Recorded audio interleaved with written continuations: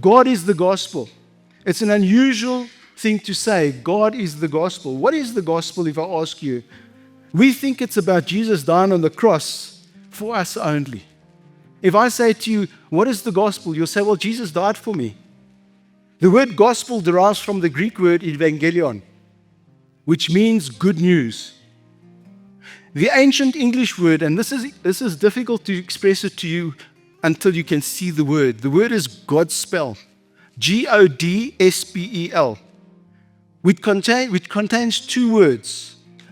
God, in the sense of God, and it's not God as in heaven God. It means good. The old English word God means good. And spell is not something cursed that you put on people. It means good news. Evangelion, the gospel, is where we get the words evangelist or evangelical or evangelism.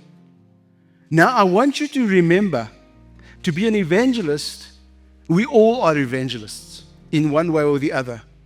And I say an evangelist is someone who is able to share the gospel, the good news of our Lord Jesus Christ with people. All of us, no matter who you are, you're an evangelist.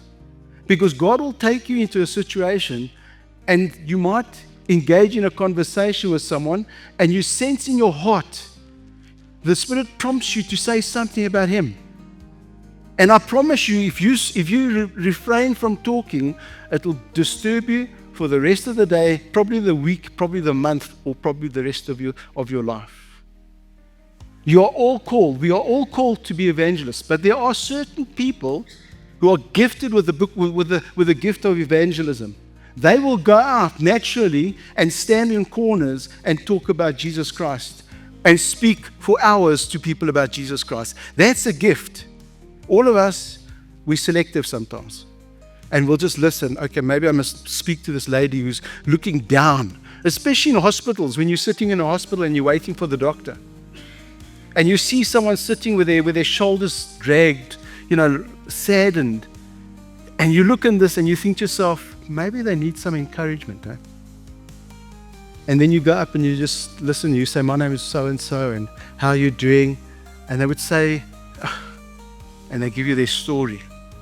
And instead of you just blurting everything out, you quietly listen. And as you're listening, the Spirit of God will enlighten you to say certain things.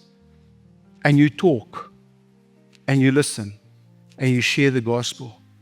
Many people in situations like that listen very intently to what you have to say.